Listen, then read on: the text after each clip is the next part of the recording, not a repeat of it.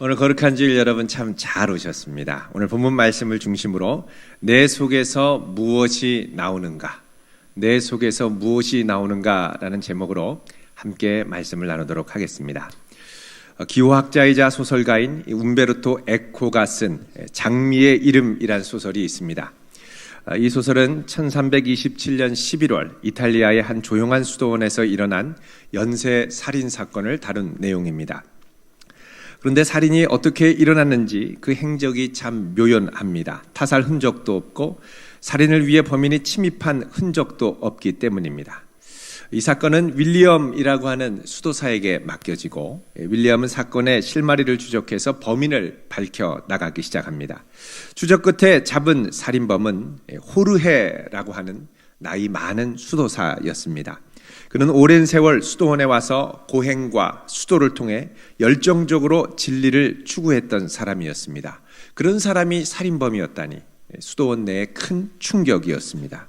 아니 어떻게 살인을 저지를 수 있었을까?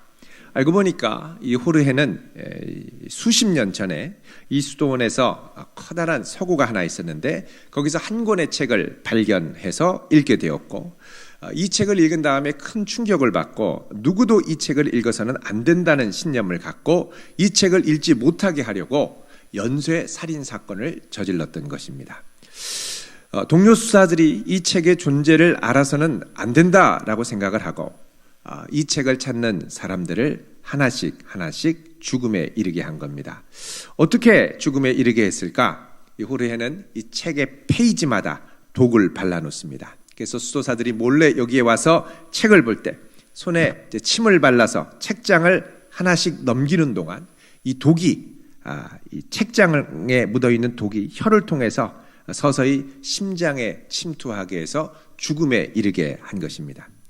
도대체 무슨 책이었길래 이 늙은 수도사는 한평생 진리를 위해 고행과 수도를 감내했던 이 수도사는 자신의 다른 사람의 생명을 앗아가면서도 이 책을 숨기려고 했었을까요? 그것은 고대 그리스의 아주 유명한 철학자였던 아리스토텔레스가 쓴 시학 제2권이었습니다. 시학 2권은 1권의 비극에 이어서 희극, 코미디가 무엇인가에 관해서 쓴 책입니다. 이 코미디는 사람들의 이 모자라는 면이나 악덕한 면을 과장해 보여줘서 우스꽝스러운 효과를 연출하지요. 아리스토텔레스는 이 코미디를 통한 웃음 효과가 교훈적인 가치를 갖고 있고 따라서 이 비극과 마찬가지로 이 코미디를 통해서도 진리에 이를 수 있는 또 하나의 방법이 된다라고 주장을 했습니다. 바로 이 부분, 웃음을 통해서 진리에 이를 수 있다. 이 늙은 수도사였던 호르헤는 도저히 이것을 받아들일 수가 없었습니다. 그에게 진리란 오직 고행과 수도를 통해서만 도달할 수 있는 것이기 때문입니다. 그리고 실제로 자기 자신이 평생 진리에 이르기 위해서 온갖 고행과 수도를 수행해 왔습니다. 그런데 천박한 웃음이 진리에 이르게 한다라는 책을 읽자 이 말에 분노가 치솟아 올랐습니다. 말도 안 되는 궤변이라고 생각했습니다. 그런데 문제는 이 궤변을 그 당시 중세인들에게 최고의 권위를 인정받았던 이 그리스 철학자 아리스토텔레스가 이 궤변을 말했다는 사실이었습니다. 그래서 이 책은 더더욱 아무도 읽어서는 안 되겠다라고 생각을 했습니다. 자신이 진리의 수호자요 하나님의 의로운 오른팔이 되어야 된다라고 생각을 하고 자신이 할 수 있는 영역 안에서 이런 웃음에 관심을 갖고 힐끗거리는 동료 수도사를 발견하고 하나씩 독살해 갔던 것입니다. 윌리엄 수도사는 이 연쇄살인 사건의 전모를 다 밝힌 후에 자신을 진리의 대변자로 확신하고 호소했던 호르헤를 향해서 이렇게 말합니다. 호르헤, 악마는 물질로 돼 있는 것이 아니야. 악마는 영혼의 교만, 미소를 모르는 신앙, 그리고 자신만이 진리를 지키고 있고 갖고 있다라고 확신하는 그 고집, 편견, 독선, 이것이 바로 악마라네, 이렇게 얘기를 합니다. 예수님을 찾아왔던 예루살렘의 바리새인과 서기관들이 바로 이런 사람들이었습니다. 자신들만이 참된 진리를 갖고 있다고 생각했습니다. 그래서 정결하게 살기 위해, 구원에 이르는 거룩에 이르기 위해 끊임없이 정결 규례를 지키기 위해 몸부림을 쳤고, 이 기준에 도달하지 못하는 주변의 많은 사람들을 정죄했습니다. 이렇게 볼 때 예수님의 제자들도 마찬가지였죠. 진리를 제대로 모르는 이들이었습니다. 그래서 어떻게든 이들을 정죄하고 난처하게 만들어서 자신이 지키고 사는 이런 진리를 붙들고 살게 하고 싶었습니다. 호르에처럼 자신이 주장하는 진리를 위해서라면 얼마든지 선한 사람들도 죄인으로 정죄하고 심지어는 죽음에 이르게까지 할 수 있었던 사람들이었습니다. 이런 이들의 중심을 간파하신 예수님은 이들을 향해서 너희들이 입술로는 나를 공경하되 마음은 멀다라고 말씀하십니다. 문제는 마음이었습니다. 자신은 옳고 바르다고 생각했지만 그 마음에서 흘러나오는 것을 보면 그 마음이 결코 선한 마음이 아니고 어떤 상태에 있는지를 알 수 있다는 것입니다. 오늘 본문에서 예수님은 이런 강팍한 우리들의 마음 가운데 흘러나오는 것이 무엇인지를 구체적으로 말씀하고 있습니다. 자, 오늘 말씀 21절, 22절 같이 읽습니다. 시작. 속에서 곧 사람의 마음에서 나오는 것은 악한 생각, 곧 음란과 도둑질과 살인과 간음과 탐욕과 악독과 속임과 음탕과 질투와 비방과 교만과 우매함이니 아멘. 자, 여기 보면은 본문을 시작하면서 제일 먼저 나오는 단어가 뭐냐면 우리 마음에서 나오는 악한 생각들. 예. 여기 보면 영어 성경 이 NRSV에 보면 이것을 evil intentions 이렇게 되어 있습니다. evil intention 그러면 악한 의도들, 악한 경향성들 이런 뜻이죠. 그러니까 우리 내면에서 이 악한 것들을 생각하고 악한 것에 끌리는 것이 여기 보면 악한 생각이라고 해서 단지 이성적인 생각으로 끝나는 게 아니라는 겁니다. 내 마음의 여러 가지 생각들뿐만 아니라 마음의 감정들 그리고 여러 가지 복합적인 의지가 함께 기울어 가는 것, 이게 바로 우리 마음에서 나오는 악한 경향성들, 악한 생각들이라는 것이죠. 이런 악한 경향성은 창세기 때부터 등장합니다. 여러분 우리 함께 창세기 6장 5절 노아의 홍수 바로 이전 부분을 보도록 하겠습니다. 같이 읽겠습니다. 시작. 여호와께서 사람의 죄악이 세상에 가득함과 그의 마음으로 생각하는 모든 계획이 항상 악할 뿐임을 보시고 땅 위에 사람 지으셨음을 한탄하사 마음에 근심하시고 아멘. 자, 여기 보면 하나님께서 사람의 죄악이 이 세상에 가득하고 그리고 그의 마음으로 생각하는 모든 계획들입니다. 계획들이 항상 악할 뿐임을 보시고 뭐라 그러냐면 사람 지으신 것을 한탄하고 근심하셨다라고 말씀합니다. 여기 사람의 마음으로 생각하는 모든 계획이 항상 악하다는 겁니다. 악하다. 여러분 이 악하다라고 할 때 이 악이란 무슨 뜻일까요? 이 악하다 히브리어로 라아라고도 하고 헬라어로 카코스라고도 하는데 요거는 그 정의를 보면 부족함, 결여됨이 있는 상태. 그러니까 영어로 the presence of the lack 아니면 of a lack 이런 뜻입니다. lack 하면은 없다라는 거죠. 부족함이 있는 상태. 그러니까 부족함과 결여됨이 있는 상태. 여러분 이 부족함과 결여됨이 극단적으로 가게 되면 어떻게 되냐면 부족함이 커서 뻥 뚫린 상태가 됩니다. 뻥 뚫린 상태, 부족함으로 뻥 뚫린 상태를 뭐라 그러냐? 공허라고 합니다. 제자리에 있어야 될 것이 그 질서가 놓이지 않고 뒤죽박죽 섞여 있는 상태, 이거를 혼돈이라고 합니다.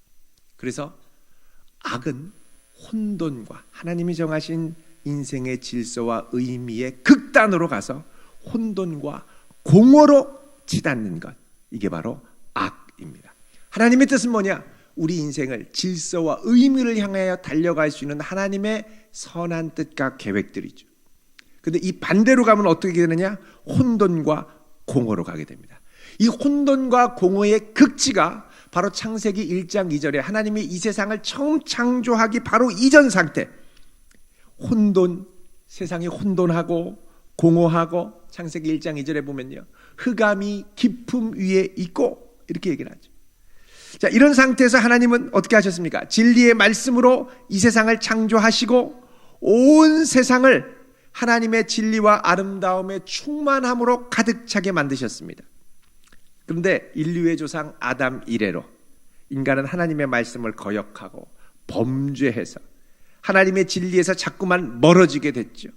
하나님에게서 점점 멀어지는, 이 충만함에서 멀어지는 이런 내면의 원죄적인 경향성을 가리켜서 오늘 본문에 악한 생각, evil intentions, 악한 경향성이라고 합니다. 이게 복수로 이게 자꾸 사용되는 건 뭐냐? 우리 내면에 있는 여러 가지 다양한 생각, 여러 가지 다양한 감정, 여러 가지 다양한 의지들이 하나같이 하나님이 기뻐하시는 방향과는 정반대로 멀어지려고 하기 때문에 그렇습니다. 여러분이 우리가 하나님에게로부터 멀어지게 하는 이 혼돈과 공허로 치닫는 극단으로 가면 나중에 어떻게 되는지 아십니까? 혼돈과 공허, 완전히 멸망하는 상태, 창조 이전의 상태로 돌아가게 됩니다. 이거를 실제적으로 보여주신 것이 뭐냐? 하나님의 심판이고 이것이 바로 노아의 홍수로 나타났죠. 여러분, 사람이 하나님의 뜻과는 반대되고 오늘 말씀 방금 읽은 것처럼 모든 생각이 항상 악하게 되니까 하나님이 어떻게 하냐? 그럼 너희들이 추구하는 그 악한 경향성, 악한 방향성의 끝, 극단으로 한번 가봐라. 그리고 이 세상을 창조 이전의 혼돈과 공허의 상태로 확 돌려놓으시죠. 그게 뭐냐?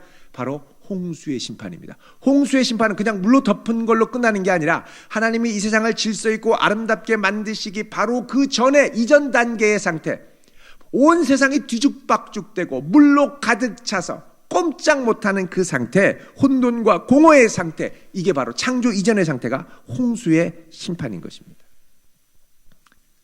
그러니까 이들이 추구하는 인생 방향의 끝을 아예 확 보게 하신 거죠. 그렇게 되니까 어떻게 됐죠?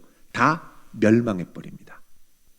여러분, 인류가 원하는 것이 뭡니까? 나 하고 싶은 대로 하나님과 상관없이 악하게 사는 거죠. 근데 그러면서 뭘 하기 원하냐? 악하게 살지만 잘 살고 싶은 거예요. 내가 원하는 대로 살면서 살기를 원해요. 여러분, 이런 심령이 어떤 거냐면, 우리가 보통 이렇게 막 삶의 스트레스가 많고 하면 아우 지긋지긋하다, 훌쩍 떠나서 어디론가 가고 싶다, 그렇죠? 근데 여러분, 훌쩍 떠나서 어디론가 가고 싶어도 돌아올 집이 있어야 복이 있습니다. 돌아올 집 없이 훌쩍 떠나면 그걸 여행이라고 하지 않고 그거는 방랑이라고 합니다. 방랑하는 거예요. 그럼 학교에서 학교 다니는 학생들, 뭐 요즘 갈수록 수업을 포기하는 학생들이 많다고 그러죠. 기초 학력이 미달돼서. 나는 수업 포기했어. 그리고 학교에서 자고, 학교에서 수업 시간에 도시락 까먹고. 여러분, 이래도 이게 재밌는 건 이들이 학교를 다니기 때문에 재밌는 겁니다. 학교 나오지 않고 자퇴되고 퇴학당해서 도시락 까먹어야 무슨 재미가 있겠습니까? 수업 시간에 자야 재밌죠. 자고 싶어서 집에서 계속 자는데 주변에 아무도 없으면 무슨 재미입니까? 한숨만 나오죠. 이게 무슨 말이냐? 여러분, 사람이 죄 짓고 살려면, 사는 건 은혜인데 죄 지으면서 살려면 그것도 은혜가 필요하다는 거예요. 나 하고 싶은 대로 살면서 살려고 그래도 은혜가 필요한 거예요. 여러분, 지금 내가 막 하고 싶은 대로 살지만 가정이 지켜지는 이유, 누군가가 은혜를 베풀고 눈물로 기도하고 참고 있기 때문인 줄 믿으시기 바랍니다. 아멘이 별로 없는데 은혜를 절감해 보셔야 되겠습니까? 이게 극단으로 가면 큰일 납니다, 여러분. 은혜가 있어야 사는 거예요. 여러분, 하나님이 은혜를 완전히 거두어 가시면 죄와 함께 그 자리에 소멸되고 흔적도 없이 사라집니다. 하나님이 이걸 아셨기 때문에 맨 처음에 인류의 조상인 아담이 범죄할 때, 그래 네가 하나님 뜻대로 벗어나서 살고 싶어? 그 극단으로 한번 가봐라 하지 않으시고 범죄했음에도 불구하고 가죽옷을 입혀 지어주시고, 에덴 동산에서는 내쫓았지만 수고하고 땀을 흘리면서도 그 다음에 어떻게 해요? 농사를 짓고 먹을 것을 얻고 살게 하셨습니다. 죄 가운데도 살게 하신 것이 은혜라는 거예요. 자, 하나님께서 노아 홍수로 확 쓸어버리셨습니다. 그러면은 사람들이, 이 노아의 자손들이 좀 마음이 깨끗하고 정결해져서 변화해야 되죠. 앞으로 죄 안 짓고 좀 살아야 되죠. 그런데 아담 이후로 원죄가 타락해서 그렇게 된 상태가 근본적으로 고쳐지지 않았습니다. 그래서 하나님께서 홍수 이후에 다시 세상을 이 홍수 이전 상태로 되돌리시고 회복시킨 다음에 이들을 향하여 어떻게 하셨느냐? 한번 보겠습니다. 창세기 8장 그 뒤로 21절, 22절 읽어보겠습니다. 시작. 여호와께서 그 향기를 받으시고 그 중심에 이르시되 내가 다시는 사람으로 말미암아 땅을 저주하지 아니하리니 이는 사람의 마음이 계획하는 바가 어려서부터 악함이라. 내가 전에 행한 것 같이 모든 생물을 다시 멸하지 아니하리니 땅에 있을 동안에는 심음과 거둠과 추위와 더위와 여름과 겨울과 낮과 밤이 쉬지 아니하리라. 아멘. 하나님은 홍수 심판 이후에도 그 사람의 악한 성향, 내적인 원죄적인 성향이 바뀌지 않는 것을 아셨습니다. 그러니까 하나님이 여기 보면은 사람의 마음이 계획하는 바가 어려서부터 어떻다고요? 악하다고 그래요. 어려서부터 악해요. 그럼에도 불구하고 하나님이 사람 때문에 땅을 저주하지 않겠다고 하십니다. 이 땅에 있는 동안은 심고 거두고 춥고 덥고 사계절이 지나가고 낮과 밤이 쉬지 않겠다. 무슨 말이냐? 사람이 악함에도 불구하고 여전히 하나님이 그 가운데 살 수 있는 은혜를 허락하고 주신다는 겁니다. 왜 그러냐? 디모데전서 2장 4절에 따르면 하나님은 모든 사람이 구원을 받으며 진리를 아는 데 이르기를 원하시기 때문입니다. 망해버리면 속 시원할 수 있죠. 그러나 하나님은 은혜와 자비의 하나님이기 때문에 모든 이들이 진리를 알고 주 앞에 돌아오기를 원하신다는 겁니다. 그것 때문에 그 아들 예수 그리스도를 이 땅에 보내셨죠. 오늘 본문은 예수님이 이 땅에 오신 이유와 아주 밀접한 관계가 있습니다. 예수님은 바리새인과 서기관들의 악한 마음을 보시고 제자들에게 아담과 하와의 타락 이후 원죄로부터 생겨난 그 사람 마음에는 악한 경향성에서 흘러나오는 것들이 어떤 것인가를 설명하시고 주의를 촉구하십니다. 자, 오늘 말씀 다시 마가복음 7장 21절로 오시면 여러 항목들이 나옵니다. 사람의 마음에서 나오는 것은 악한 생각들, 그 다음에 곧 음란, 도둑질, 살인, 간음, 탐욕, 악독. 여러분이 악독에 이렇게 딱 분리하는 표를 치시길 바랍니다. 펜이 있으시면. 왜 그러냐면 여기까지 이 6개의 앞에 나오는 항목들은 모두 복수명사형으로 되어 있습니다. 복수명사라는 건 뭐냐? 구체적인 행동으로 나타나는 죄악들을 말합니다. 그리고 뒤에 나오는 속임, 음탕, 질투, 비방, 교만, 우매함 이런 것들은 단수 형태로 나옵니다. 이것은 그 안에 있는 내적 경향성을 말하는 것이죠. 자, 그러면 우리가 하나님을 향하여 대항하는 이 악한 경향성들에서 나오는 제일 첫 번째 인간에게 나타나는 죄의 이 구체적인 범죄 행위 증상들은 뭐냐? 오늘 말씀에 따르면 음란입니다. 음란. 헬라어로 포르네이아인데 이게 이제 포르노의 어원이 되는 거죠. 우리가 흔히 포르노, 음란이라고 생각하면 보통은 성적인 음란을 생각합니다.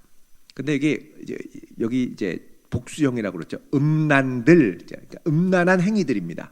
성경에 따르면 이 음란한 행위들은 두 가지 차원에서 펼쳐집니다. 하나는 하나님을 향한 음란이고 또 하나는 사람을 향한 음란입니다.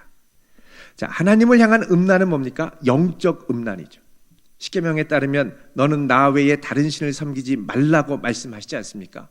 근데 거기서 떠나 자꾸 우상 따라가고 이상한 세상의 신들을 섬기며 나아가는 거 영적 음란이죠. 두 번째는 하나님이 허락하신 건강한 결혼 외에 다른 음란한 성적 관계들을 의미합니다. 이 둘은 밀접한 관계에 있습니다.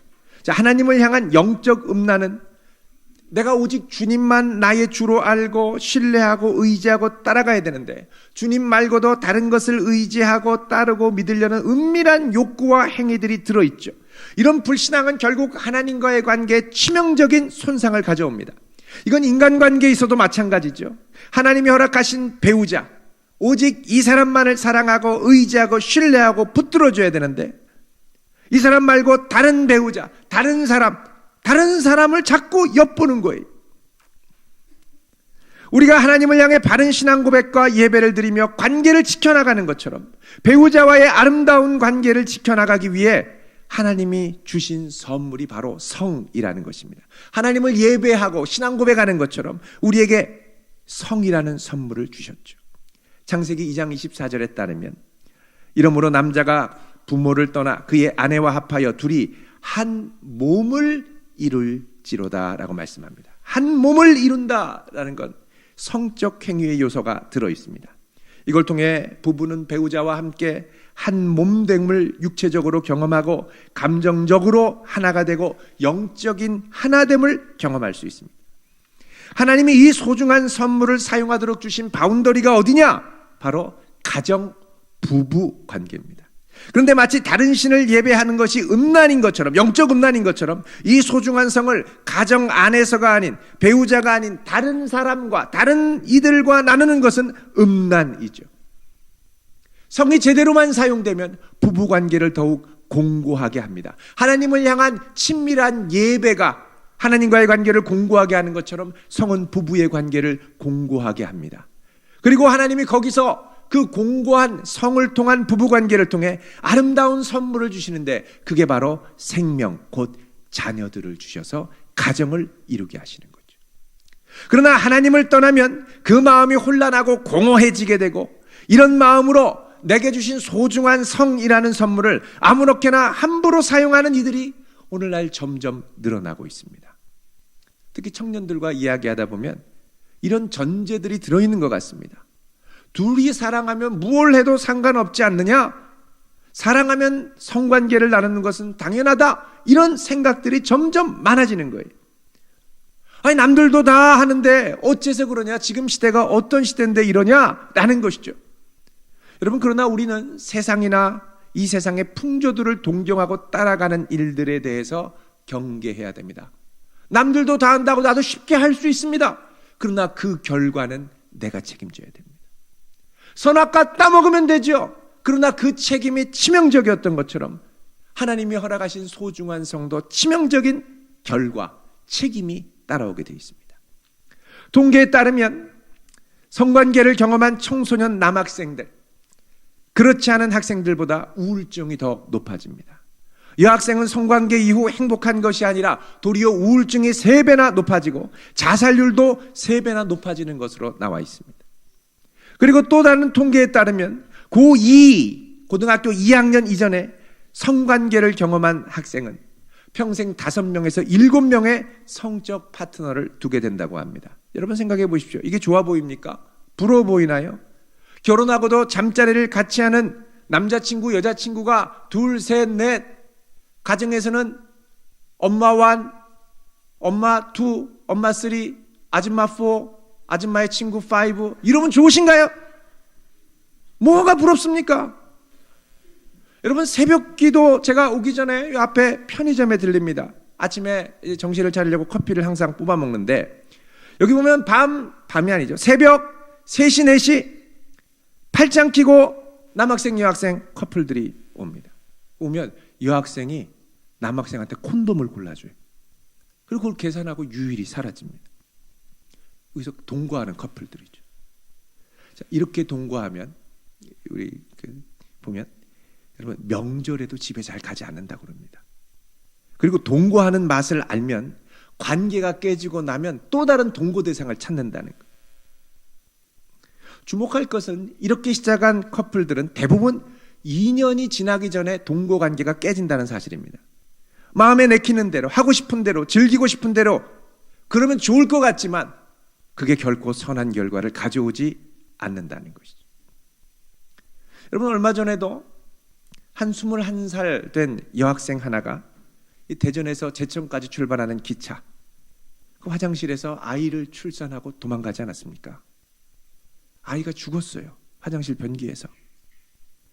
만약 이 아이가 행복한 결혼관계 안에서 태어난 아이였다면 많은 사람들의 축복을 받고 엄마 아빠의 사랑을 듬뿍 받으며 미래의 희망으로 잘 자라갔겠죠. 그런데 이 아이 건강한 결혼의 관계 안에서가 아닌 밖에서의 관계에서에 나온 이 아이가 화장실에서 버려져 죽고 말았습니다. 여러분, 당사자는 이게 평생의 아픔과 상처로 남지 않겠습니까? 그러니까 마음을 떠나 마음의 악한 경향성을 따라가는 관계는 처음에는 달콤해 보이지만 결국은 큰 고통과 아픔을 초래하게 됩니다. 하나님과의 관계, 배우자와의 관계 다 그런 거죠. 여러분, 이런 관계는 하나님보다 배우자보다 뭘 추구한 거냐? 내 욕심, 내 만족이 최고 중요한 거예요. 그걸 통해 그걸 얻기 위해 수단과 방법을 가리지 않고 획득하려는 거죠. 여러분, 그 배후에는 뭐가 있는지 아십니까? 탐욕이 있습니다. 탐욕. 여러분, 탐욕이 생기면 남의 것도 내 것처럼 만들고 싶은 거예요. 내 탐욕을 채우기 위해서는 남의 것도 서슴지 않고 내 걸로 가져가고 싶은 거예요. 이게 심해지면 마음에 들지 않는 사람은 생명도 가차없이 빼앗고 싶습니다. 죽이고 싶은 거예요. 여러분, 세상의 영화를 보면 성, 탐욕, 살인 이게 들어가지 않으면 영화가 만들어지지 않습니다. 성, 탐욕, 살인. 여러분, 오늘 말씀 다시 보시면 21절에 음란, 도둑질, 살인 이렇게 나오죠. 음란한 행위들, 도둑질하는 행위들, 살인하는 행위들 다 연결이 되니까 하나님을 떠나고 악한 경향으로 가면 자연스럽게 나타나는 거예요. 이게 이제 시리즈로 나오는 거예요. 그리고 22절에 가면 이게 중첩돼서 또 다른 행동으로 나오죠. 간음, 탐욕, 악독 이렇게 나옵니다. 이 앞에 있는 것과 같죠. 거의. 여러분, 이런 것들을 보면 이게 어떻게 보면 우리가 한때 고리타분하다라고 느낄 수도 있는 10계명의 계명들. 살인하지 말라, 간음하지 말라, 도둑질하지 말라, 내 이웃의 집을 탐내지 마라, 이웃의 안내를 탐하지 말라. 이런 계명들을 고스란히 반영하고 있습니다. 다른 말로 하면 10계명은 뭐냐? 우리가 하나님을 떠나 원죄적 본성으로 타락한, 그래서 혼돈과 공허로 빠져나가는 우리들이 치명적으로 빠져들어가는 죄의 함정들을 적시하라고 말씀하고 있는 거예요. 그 뒤에 나오는 후반부의 6가지 내적 성향들, 단수형 명사라고 그랬죠.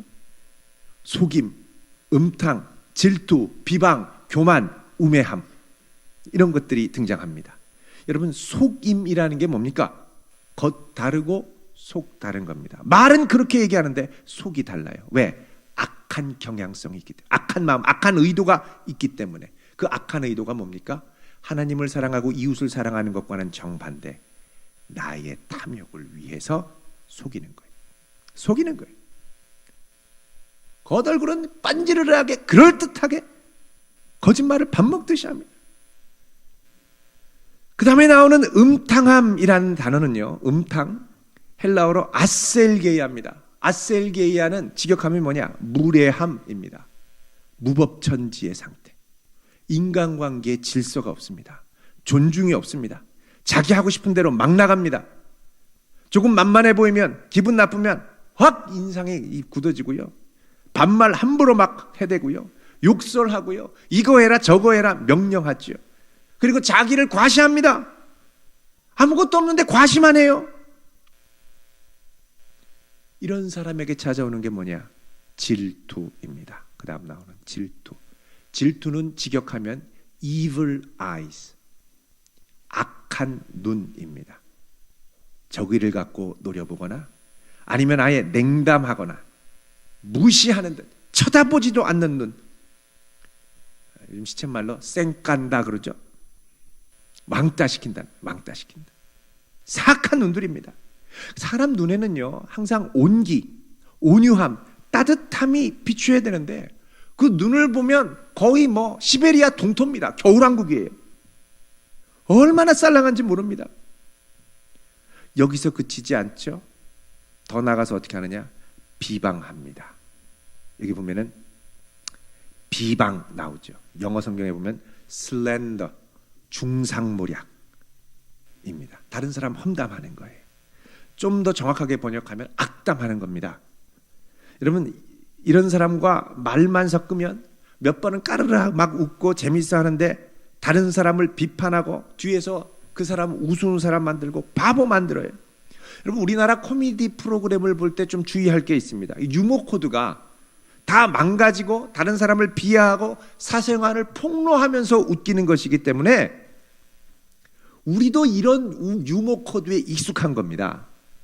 그러니까 다른 사람과 모여서 우리도 몇 번 웃고 하려면은 다른 사람을 까고 비방하고 사생활 폭로하고 드러내고, 이게 좋은 유머 수재라는 거예요. 여러분, 성도들도 함께 모여 다른 이들 이야기를 하다가 비난하고 망가지고 비하하고 망가뜨리고, 여러분, 이런 거를 우리가 삼가해야 됩니다. 여러분, 원래 선한 그 사람 선하게 봐야 되는데 점점 혼돈과 공허의 상태로 막 몰아가는 거예요. 이런 배우, 이런 비방하는 사람의 배우에는 뭐가 있느냐? 교만이 있습니다. 교만. 그 다음 교만이 있죠. 프라이드입니다. 자존심은 있어서 하나도 그 속에는 선한 게 없어요. 자존심만 살아있어요. 이런 사람의 끝이 어떻게 되느냐? 우매함입니다. 우매함은 쉬운 말로 어리석음입니다. 어리석음. 여러분, 성경이 말하는 어리석음의 가장 큰 특징이 무엇입니까? 우리 시편 14편 1절을 보겠습니다. 같이 읽겠습니다. 시작. 어리석은 자는 그의 마음에 이르기를 하나님이 없다 하는도다. 그들은 부패하고 그 행실이 가증하니 선을 행하는 자가 없도다. 아멘. 자, 어리석은 자는 누구냐? 하나님 계심을 부인하는 사람. 하나님이 세우신 영적 질서와 선함을 부인하는 사람. 하나님의 임재와 역사를 생각하지 않고 자기 멋대로 생각하는 사람. 이런 사람이 하는 행동의 특징들이 있는데, 거기 보면 그들은 부패하고 행실이 가증하니 선을 행하는 자가 없다는 거예요. 여러분, 이런 사람은 하나님 마음 같으면 그냥 확 쓸어버리고 멸망시키면 되지 않습니까? 그런데 하나님께서 멸망하기를 참으시고 노아 홍수 이후로 참으시고, 2절에 보면 뭐라 그러냐? 멸망시키지 않고 여호와께서 하늘에서 인생을 굽어 살피사 지각이 있어 하나님을 찾는 자가 있는가 보려 하셨다라 그러죠. 여러분, 하나님은 어떻게 하시냐? 아직 하나님을 찾는 자가 있는가를 찾고 계신다는 거예요. 그래서 찾으면 어떻게 하시겠습니까? 은혜 주시려고 합니다. 이런 부패한 성향에서 벗어나 하나님의 능력으로 살아가는 삶이 어떤 것인지를 깨닫고 알고 경험하게 하시려고, 은혜 주시려고 찾으신다는 거예요. 이걸 위해서 하나님이 우리에게 성령님을 보내주셨습니다. 이제는 내 마음이 원하는 육체의 죄성을 따라 사는 게 아니라 성령을 따라 살 수 있는 성도가 되었다는 거예요. 여러분, 성령 아래 있으면 어떻게 됩니까? 육체 아래 있을 때, 죄성 아래 있을 때, 악한 마음 안에 살 때와 분명히 구분이 되는데, 자, 이거 우리 마지막으로 한 번 더 찾겠습니다. 갈라디아서 5장 19절 이렇게 말씀합니다. 육체의 일은 분명하니 곧 뭐부터 나옵니까? 음행. 여기도 음행부터 나와요. 음행과 더러운 것과 호색과 우상숭배, 주술, 원수맺고, 분쟁, 시기, 분냄, 당짓는 것, 분열함, 이단, 투기, 술취함, 방탕함, 이런 것들이 나온다는 거예요. 혼돈과 공허로 가는 거죠. 인생 망가집니다. 그러나 22절에서 24절에 보면 오직 성령의 열매는 사랑, 희락, 화평, 그리고 오래 참음. 여러분, 성령 아래에 있을 때 우리가 오래 참을 수 있습니다. 내 육체적 혈기를 갖고는요 못 참아버립니다. 확 분노해버리고 말아요. 저질러버리고 말아요. 오래 참는 것도 은혜가 있어야 참을 수 있습니다. 자비와 양선과 온유와, 그리고 맨 끝에 다시 절제가 나오죠. 여러분, 온유하고 절제하는 거 세상 사람들 잘 못합니다. 은혜에 있는 사람, 성령에 사로잡힌 사람만 온유하고 절제할 수 있습니다. 이런 것들을 금지할 법이 없다고 그러죠. 24절에 보면 그리스도 예수의 사람들은 육체와 함께 그 정욕과 탐심을 십자가에 못 박았느니라. 여러분, 지금 내 속에 무엇이 가득합니까? 지금 내 안에 무엇이 자꾸 흘러나오고 있습니까? 여러분, 이것들을 냉철하게 바라볼 수 있기를 바랍니다. 하나님 앞에 은혜를 구하며 나아갈 수 있기를 바랍니다. 주여, 나 은혜 없이 살 수 없습니다.